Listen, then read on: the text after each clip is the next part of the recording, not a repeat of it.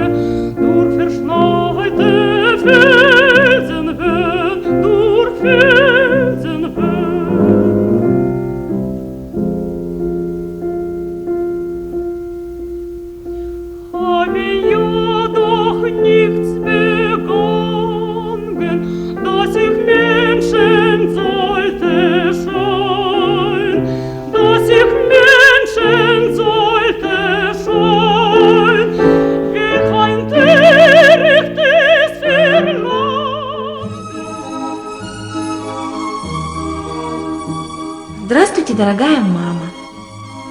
Вот я и в Праге. Прилетели вчера утром в 11. Сейчас живем в гостинице «Париж». Прага очень красивый город. Есть такие красивые виды, просто загляденье. 2 мая будет первый тур конкурса. Очень боюсь и волнуюсь. Мама, как самочувствие? Что нового? Жду письма. Еще в студенческие годы я фактически стала лауреатом таких серьезных конкурсов. Вы знаете, готовиться к конкурсу – это очень вопрос и интересный, и сам процесс очень трудный, потому что тогда, по тем временам, отбор для того, чтобы даже участвовать на международном конкурсе, надо было нам пройти, я вам сейчас скажу, во-первых, пройти конкурс внутри консерватории, так? Потом пройти конкурс как бы республик автономных, ну, певцов, я по своей специальности, конкурс, отборочный конкурс певцов республик да? Потом уже кто проходит дальше, идет на отборочный, на всесоюзный конкурс. И вот отбирают, фактически проходим 3 этапа отборочного момента, и только уже нас отбирают для участия на международный конкурс. Конечно, мое везение и счастье, что я попала в класс именно Нины Львовны Дорляк. Очень благодарна, я очень счастлива. Которая просто, вы знаете, по-матерински всегда ко мне относилась. Это выдающийся педагог. В классе мы обучались, между прочим, представители всех национальностей. Все педагоги, в принципе, вот, не только по специальности, да, по другим предметам, они как-то ко мне относились трепетно. Возможно, это из-за того, что я приехала издалека.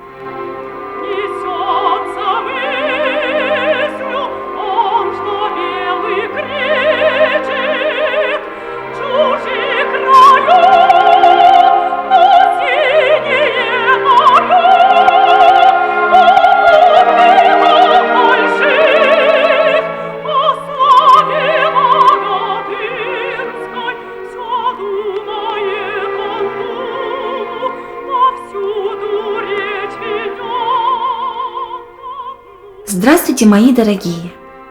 Прилетели в город Ереван, устроились очень хорошо.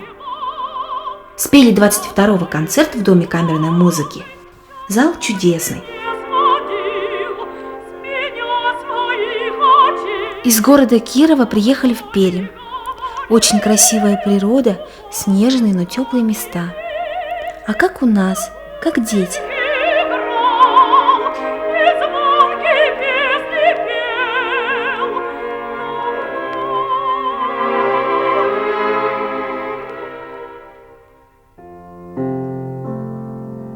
Второй концерт был в городе Ленинакане. Все очень хорошо, и сегодня едем в Тбилиси. До скорой встречи!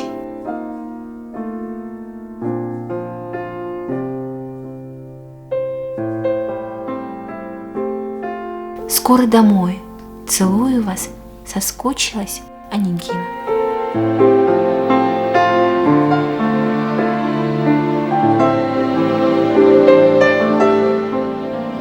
После окончания Московской консерватории не остался в Москве, как это делают многие очень певцы из республик и из других городов. Хотя Нина Львовна Дорляк предлагала ей неоднократно работать в Москве, как выпускницы Московской консерватории, ее одной из лучших учениц.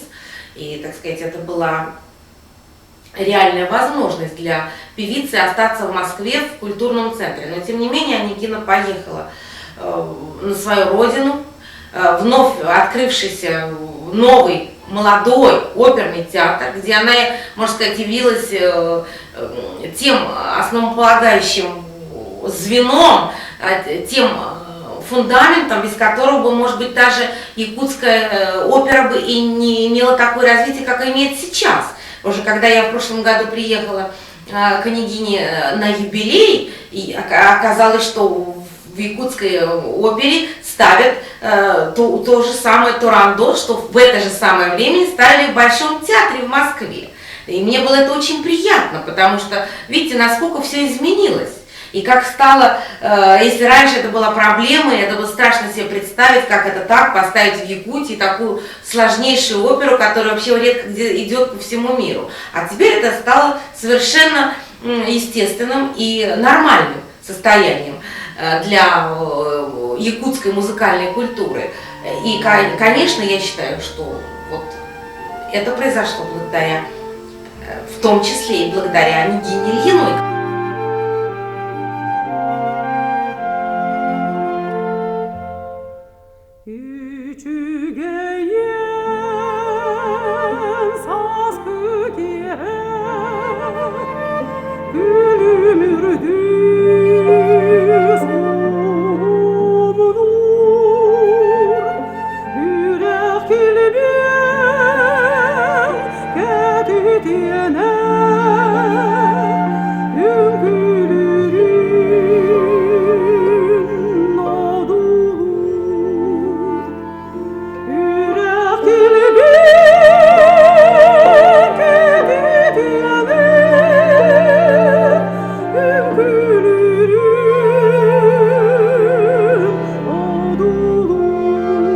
У нас большая семья, вы знаете, я очень благодарна моим родителям, которые, благодаря них я появилась на свет. Смотрите, какие фотографии, вот мама моя, отец, Анна Николаевна, Егор Иванович, вот Ильины, вот их фотографии, просто они меня умиляют, да, посмотрите. А вот мои братья здесь, сестренка. Ну вот в разные периоды, маленькие, взрослеют, да, мы уже совсем взрослые. Это вот Ильин Иван Егорович. Это отец скрипачки, который сейчас в ансамбле скрипачи, Иван Ильиной. Вот. А старшая дочь арфистка, она тоже учится в высшей школе музыки. И вот такие у меня маленькие музыканты. Сколько музыкантов-то у вас в семье? Нет, в семье, у нас большая семья, но вот музыканты только вот Ивана Егоровича дети. А вот кто сидит, думаете, вот в фартуке, это будущая народная артистка Советского Союза. Это вы? То бишь я. Смешная тоже, да? Ну, при белом фартуке. Я очень благодарна моим родителям, которые... Отец вообще не возражал, чтобы я поехала. Ну, мама, естественно, все-таки, ну, беспокойно было. Мне всего 16 лет было. Но, тем не менее, папа всегда верил. И вообще отец наш очень верил в своих детей.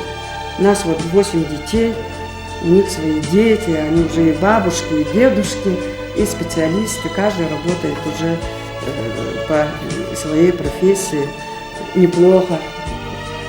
У нас сейчас депутаты несколько уже в нашей семье есть. Вот. И вот родители как-то... Я самая старшая, и, естественно, трудности какие. Я очень хотела быстрее закончить вот училище, да, и приехать работать и помогать своим родителям.